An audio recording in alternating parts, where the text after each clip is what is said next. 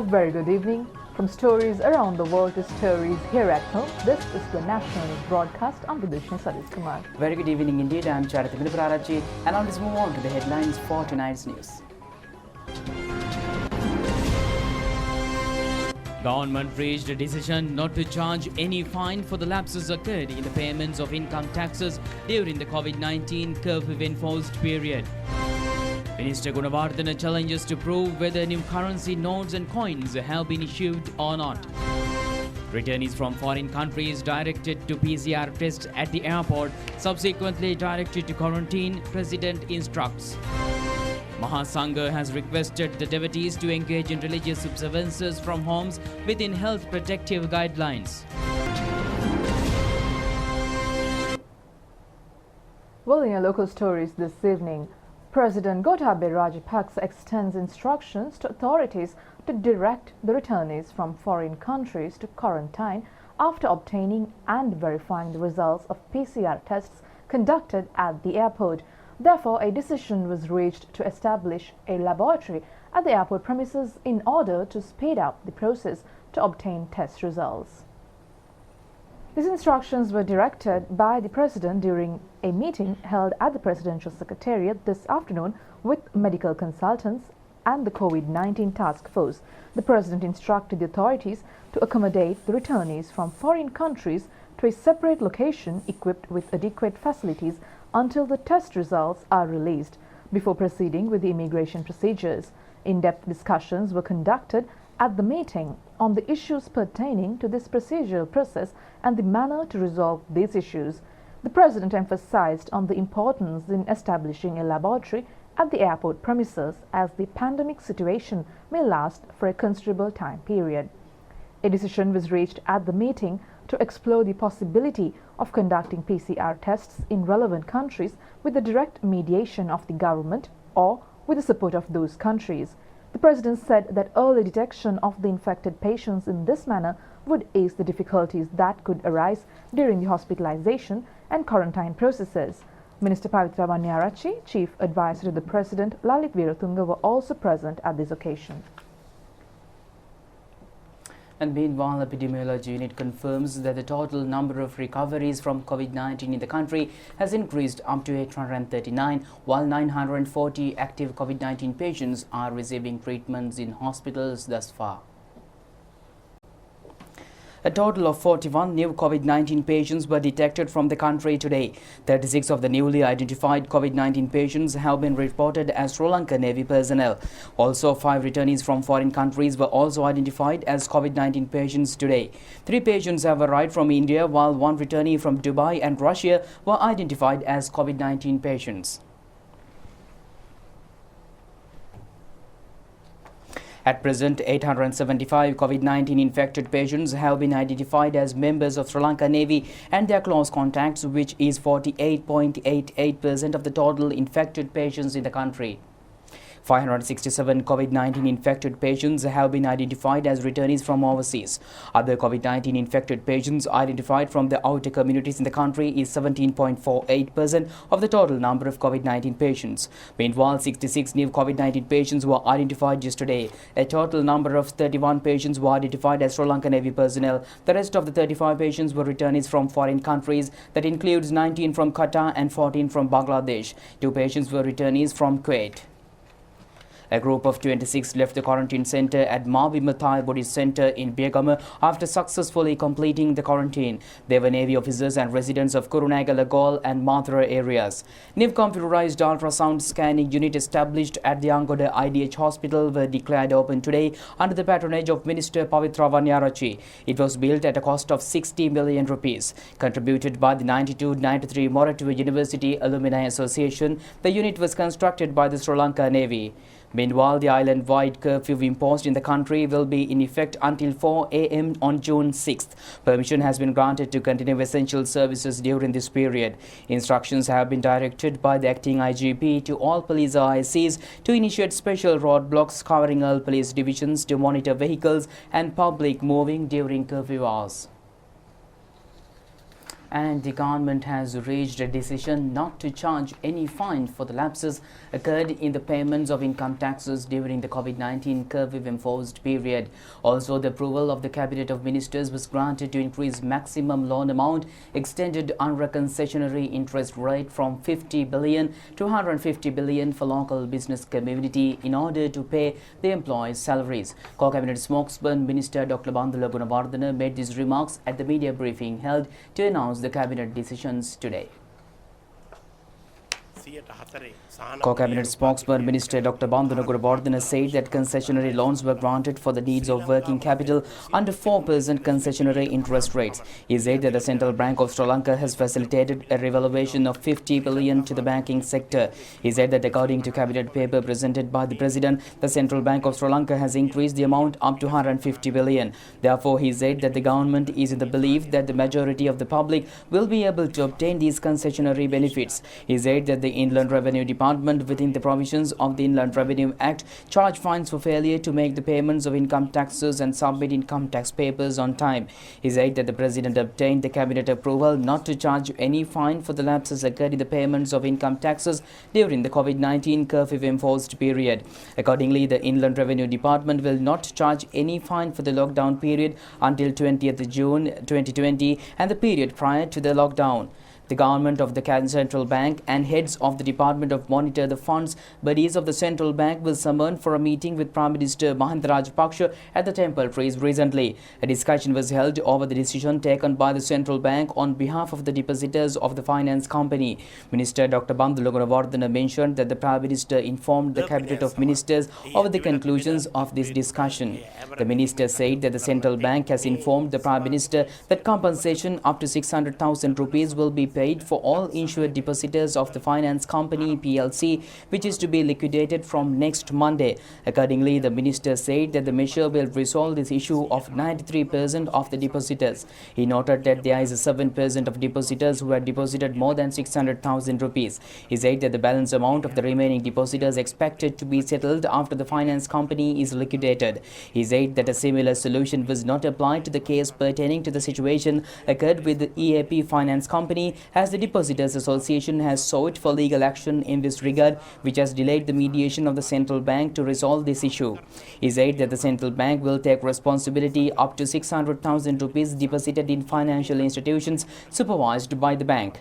Co-Cabinet spokesman Minister ආයතනයක මුදල් තැන්පත් කළ විට ශ්‍රී ලංකා මහ බැංකුවේ වගකීම දරන්නේ ලක්ෂ 6ක් දක්වා පමණයි. ඊයේ Idirisinghe සමාගමට අනුබද්ධ Co-Cabinet spokesman Minister Ramesh Patirana said that the government guarantee that except for the subsidiary of the EAP Edrisinghe Company and the finance company, any other financial bodies or banks under the purview of the Central Bank of Sri Lanka has no issues pertaining to their financial statuses.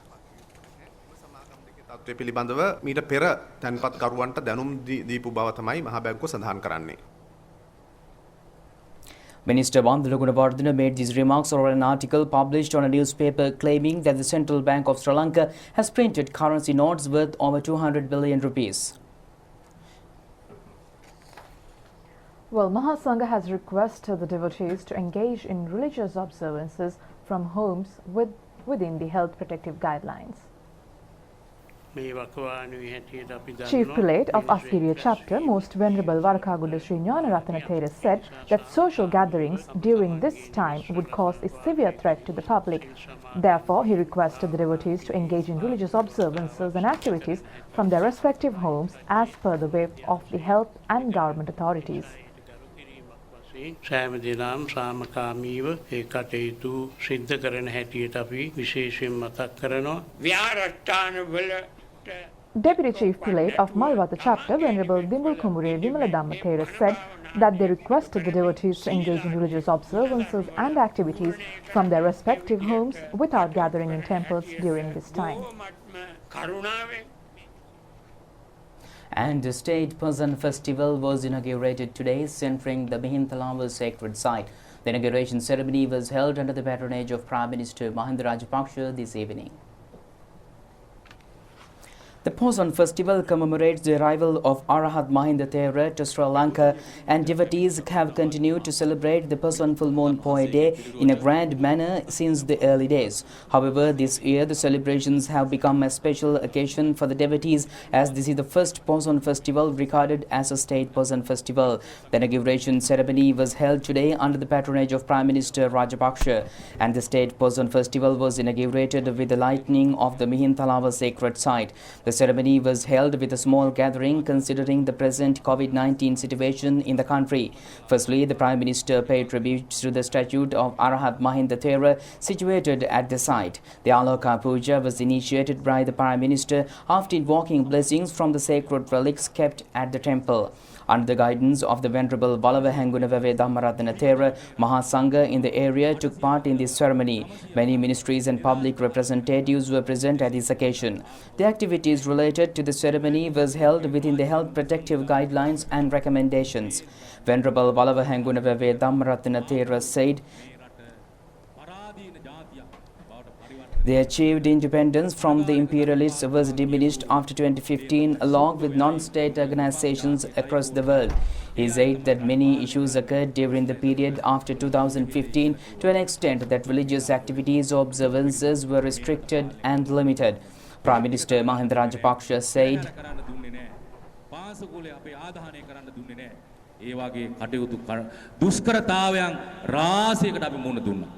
Sinhala රජ දවසෙන් පස්සේ රාජ්‍ය උත්සවයක් හැටියට සටහන් කරලා cabinet අනුමැතියක් ලැබිලා බුද්ධ ශාසන අමාත්‍යාංශයත් ඔබතුමත් ගරු අතිගරු ජනාධිපතිතුමත් එක්කාසු වෙලා මේ මිහිඳු මහ රහතන් වහන්සේට කෘතගුණ සැලකන පින්කමනේ පොසොන් පොයි කියලා කියන්නේ.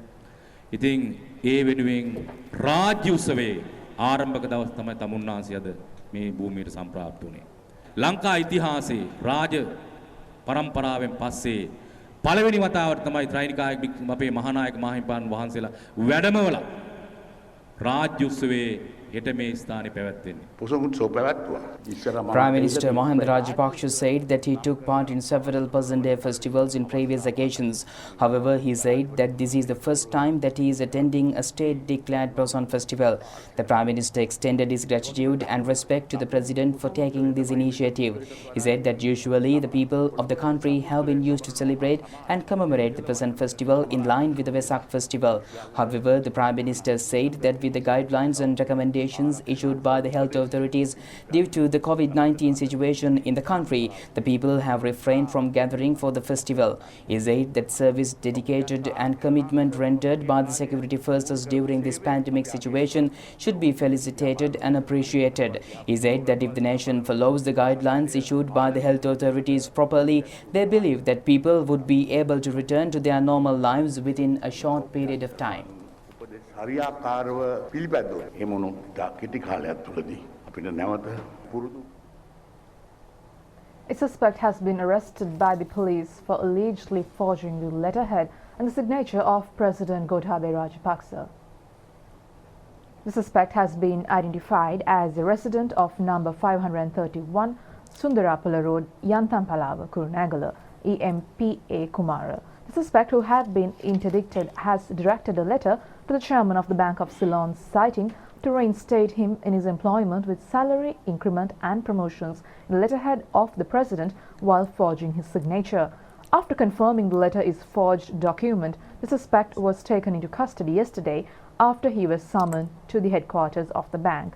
The equipments, including a laptop used for the forgery, have also been taken into police custody. The CID informed that the suspect has been remanded till June 8th. Sri Lanka's fifth executive president and current Prime Minister, Mahinda Rajapaksa, completes 50 years of political career. Now let's take a look at a brief report on the services rendered by the Prime Minister towards the nation.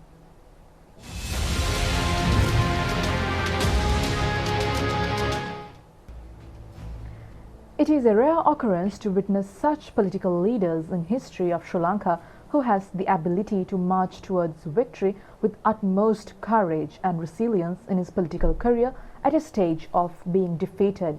Present Prime Minister Mahinda Rajapaksa faced an unexpected defeat in 2015. Both his close associates and political enemies attempted to restrict him to Madhumulana. However, he never acted in a manner to abandon the public, amounting to 5.8 million whom he rendered leadership. After the defeat in 2015, a ray of hope towards victory was shaped. Starting a new political movement, he took many efforts to all anti-government forces and public. As a result, the Sri Lanka Podujana Peramuna was formed. Prime Minister Mahinda Rajapaksa secured a massive victory in the 2018 local authorities election by gathering all anti-UNP supporters amid many incidents of political revenge against them. This became the first instance in which a new political force managed to defeat the governing party in their first election. Prime Minister Mahinda Rajapaksa was succeeded in coronating a strong presidential candidate at the 2019 presidential election who has the capabilities in fulfilling the aspirations of the public. This is an incredible lesson to the entire nation to learn how to take a defeated political movement towards the victory.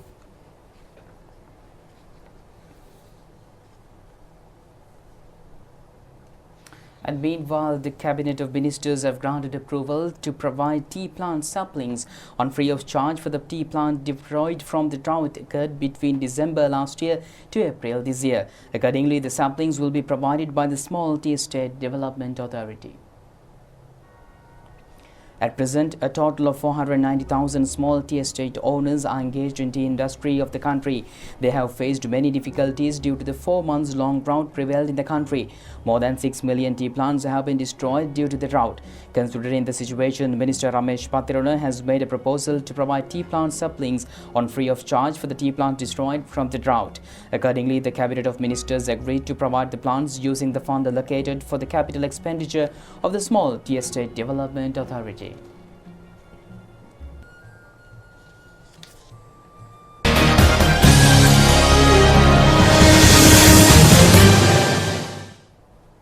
Now on your sports update this evening, it's cricket. Sri Lanka Cricket has announced that none of the current national players are under investigations by the International Cricket Council Anti-Corruption Unit. In a statement issued by the Sri Lanka Cricket, International Cricket Council has not informed Sri Lanka Cricket of such investigations carried out against any of the current players. Sri Lanka Cricket denied the media report published based on a statement made by Minister of Sports recently. The minister had actually mentioned that an investigation launched by the ICC Anti-Corruption Unit against 3 former Sri Lankan players, according to the statement issued by the SLC. And with that, we conclude tonight's news. Do it just tomorrow at the very same time. Stay safe. Good night. Good night.